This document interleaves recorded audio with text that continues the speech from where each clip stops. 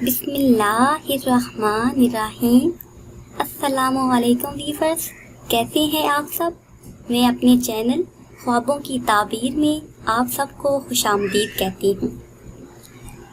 آج ہم آپ کو بتائیں گے کہ محرم الحرام کے بابرکت مہینے میں شادی کرنا اور نکاح کرنا کیسا ہے۔ کیا محرم میں نکاح کرنا، شادی کرنا یا کوئی خوشی منانا جائز ہے یا نہیں؟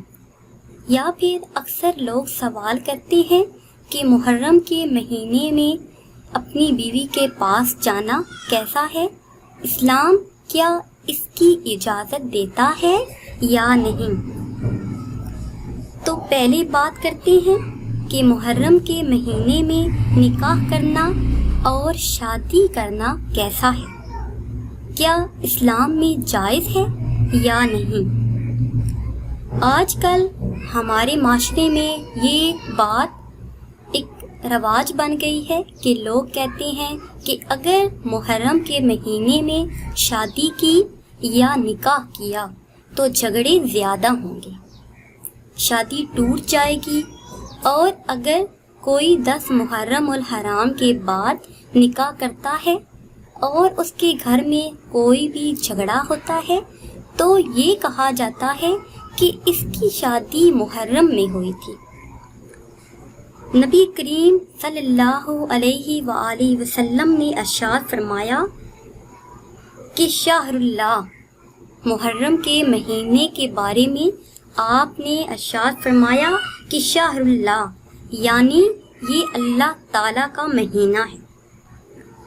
تو جس مہینے کو آپ صلی اللہ علیہ وآلہ وسلم نے اللہ تعالیٰ کا مہینہ کہا ہے، کیا وہ مہینہ منحوس ہو سکتا ہے؟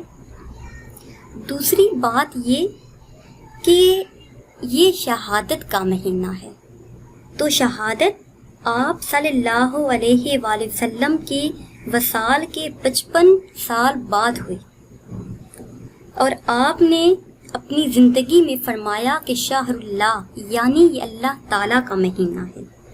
اس طرح تو باقی تمام مہینوں میں کوئی نہ کوئی شہادت ہوئی ہے۔ رمضان کا مہینہ جس میں جنگ بدر ہوئی، کیا اس میں کوئی شہادت نہیں ہوئی؟ کیا وہ خوشی کا مہینہ ہے؟ ربیع الاول وہ مہینہ ہے جس میں آپ صلی اللہ علیہ وآلہ وسلم کا وصال ہوا۔ پھر تو ربیع الاول کے مہینے میں بھی شادی نہیں کرنی چاہیے، کیونکہ اس میں آپ صلی اللہ علیہ وآلہ وسلم کا وصال ہوا۔ شعبان المعظم کے آخری دنوں میں جنگ احد ہوئی، اس لیے پھر اس میں بھی شادی کرنا بند کر دیں، کیونکہ اس میں جنگ احد ہوئی جس میں بہت سے مسلمان شہید ہوئے۔ ناظرین، محرم الحرام بہت ہی عظمت والا، عزت والا اور برکت والا مہینہ ہے۔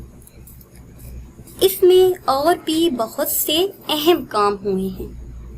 اگر کوئی مومن مسلمان یہ کہتا ہے کہ اس میں حضرت امام حسین کی شہادت ہوئی، اس کی وجہ سے میں نکاح نہیں کرنا چاہتا، تو یہ بات درست ہے، لیکن یہ کہنا کہ یہ مہینہ منحوس ہے، اس میں شادی کی تو گھر میں فساد ہوگا، تو کیا آپ یہ ثابت کر سکتے ہیں کہ باقی مہینوں میں جو آپ شادیاں کرتے ہیں اس میں آپ کو خوشیاں ملیں گی؟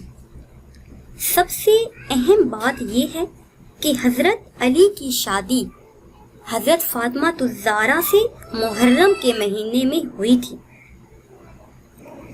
اب کیا یہ کہہ دیں کہ ان کے گھر میں فساد پیدا ہوئے تھے، یا وہ شادی ٹھیک نہیں تھی، یا پھر یہ کہہ دیں کہ ان کی زندگی میں خوشیاں نہیں تھیں؟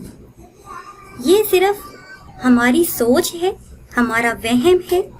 اس لیے اپنے عقیدے کو درست کریں اور محرم الحرام کے بابرکت مہینے میں نکاح کرنا جائز ہے اور اس میں نکاح کریں، اور یہ کہنا کہ نئے کپڑے نہ پہنو، اور یہ کہنا کہ نئے کھانے نہ بناؤ، اور یہ کہنا کہ اپنے گھر کی چارپائیوں کو الٹا کر دو، یہ صرف اور صرف بدعت ہے اور کچھ بھی نہیں۔ یہ صرف ہمارے منہ کی من گھڑت باتیں ہیں، خرافات ہیں، اور ہم نے اپنا عقیدہ درست نہیں کیا، جس کی وجہ سے ہم اس بابرکت مہینے کو منحوس خیال کرتے ہیں اور اس مہینے میں سفر نہیں کرتے۔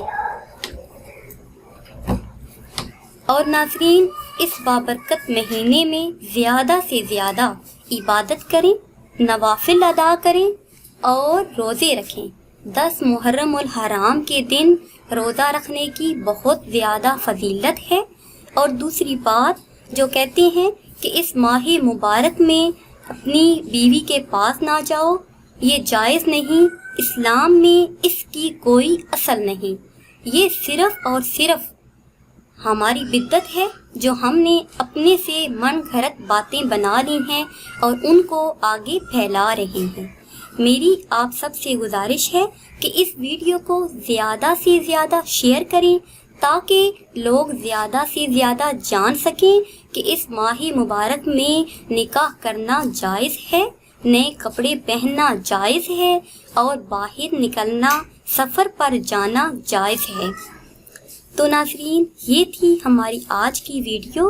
امید ہے کہ آج کی ویڈیو آپ کو پسند آئی ہوگی۔